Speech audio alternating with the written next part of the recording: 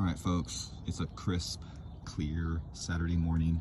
It's about 30 degrees, and this Honda CB500X 2019 model has over 25,000 miles on it.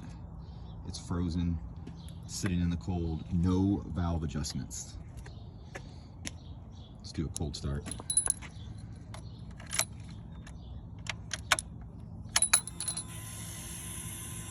It's frozen.